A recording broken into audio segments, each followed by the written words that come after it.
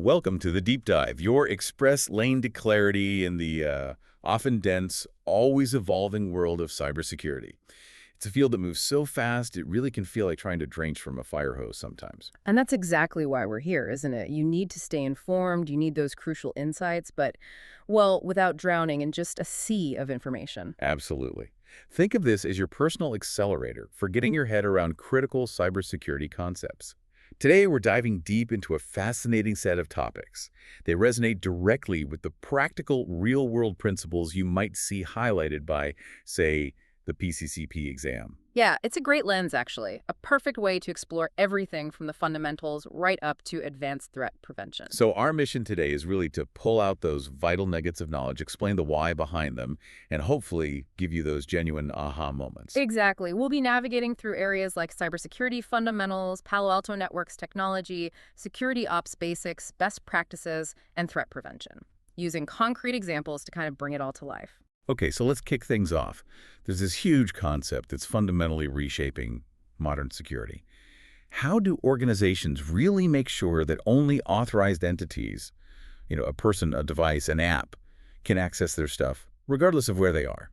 Right, and what's really revolutionary here is the shift away from that traditional perimeter thinking. We're talking about zero trust architecture, ZTA. Zero trust, okay. Its core idea is actually radically simple. Trust absolutely nothing by default. Doesn't matter if it's inside or outside your traditional network boundary. It's a total pivot from the old, castle and moat security. So trust no one is the mantra then. What does that mean in practice? Like, for a user trying to log in from home, how does that actually work? It means continuous verification. Every single user, every device, every application, it's constantly authenticated and authorized before access is granted. And then it's continuously re-verified during the session. It's not a one-time check at the gate. It's an ongoing process.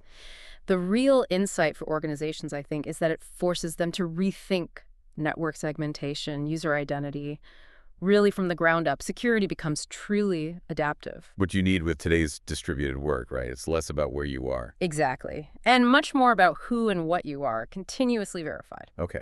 Now, speaking of networks and traffic, a massive challenge is inspecting all that internal data for threats without, well, grinding everything to a halt. You can't deeply analyze every single packet, can you? No, that's a critical balancing act. And this is where something like a stateless packet filtering firewall often comes into the picture as part of a layered defense. Stateless packet filtering, okay. Yeah, this tech operates really fast. It only looks at basic info in individual packet headers, source IP, destination IP, port numbers, that sort of thing. Crucially, it doesn't track the ongoing state of a connection, and it doesn't dig into the packet's actual content. So it sounds like speed is the absolute priority. It's fast, minimal performance hit, ideal for high traffic points maybe. Precisely. But what are the limitations then? What are you missing if you don't track state or look inside the packet? You've hit the nail on the head. That's the trade-off. It's super efficient for basic traffic blocking, known bad IPs, things like that. But because it lacks state awareness, it can't spot, say, a multi-packet attack that unfolds over time or threats hidden inside the application data itself. Right. So its role is often right at the edge, doing that quick initial filtering before traffic moves on to smarter stateful layers for deeper inspection. Got it. Okay, let's shift gears a bit, moving away from proactive filtering. What about the critical aftermath? When a cybersecurity incident has happened, once the immediate crisis is contained, what are the absolutely crucial next steps? It's not just about stopping the bleeding, is it? Oh, far from it. This takes us into the incident response recovery phase. And our materials really emphasize two critical tasks here. First, there's system and data recovery. That's, meticulously restoring systems data from known good backups to get operations back online. Standard recovery. Makes sense. But just as vital is implementing preventative measures. Okay, so not just fixing what broke, but fixing why it broke in the first place. Exactly that. It means doing a thorough post-mortem. Figure out the root cause. Was it a vulnerability, a misconfiguration, user error? And then applying those lessons, putting in permanent fixes, strengthening defenses so that specific type of attack just can't succeed again. That makes sense. The real point for any organization is that recovery isn't just restoring service. It's about building resilience. You need to emerge stronger, smarter from every single incident. Right. Resilience. Okay. Now, imagine a security team.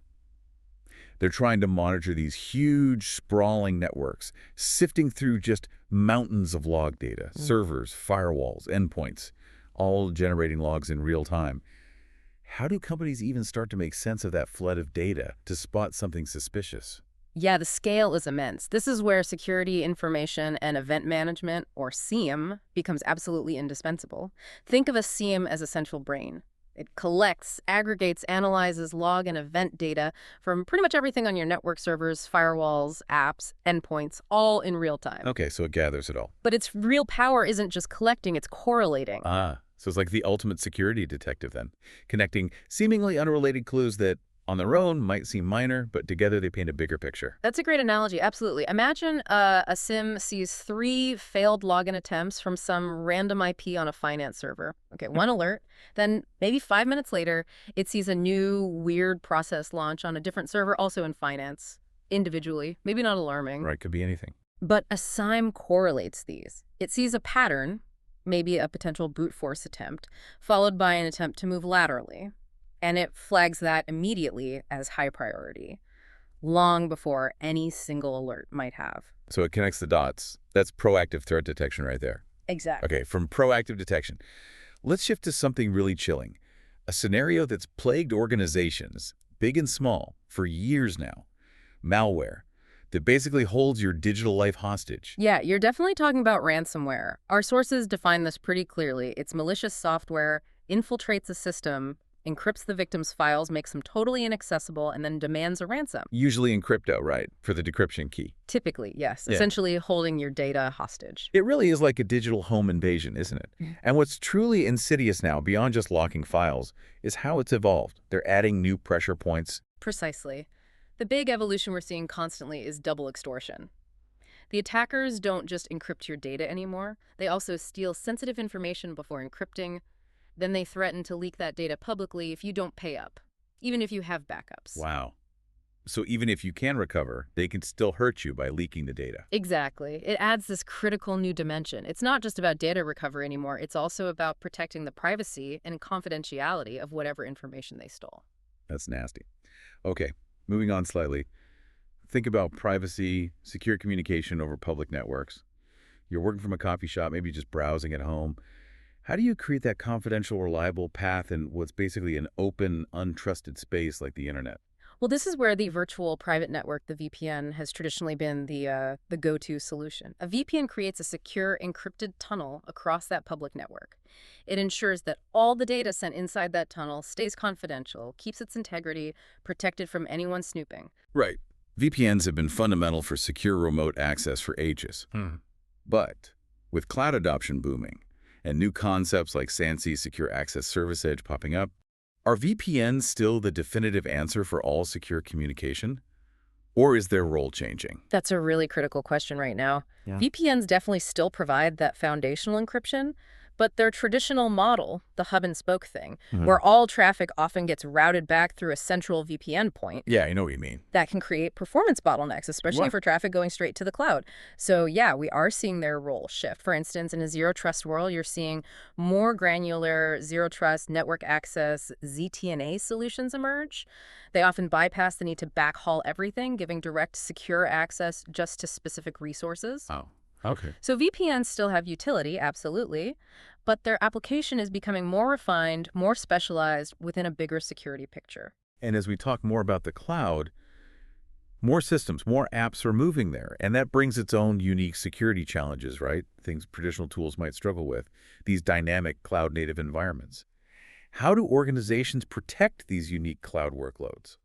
That's exactly where a Cloud Workload Protection Platform, or CWPP, fits in. It's different from traditional security built for, static servers in your own data center. A CWPP is purpose-built. It's designed specifically to protect those highly dynamic, often short-lived workloads in the cloud.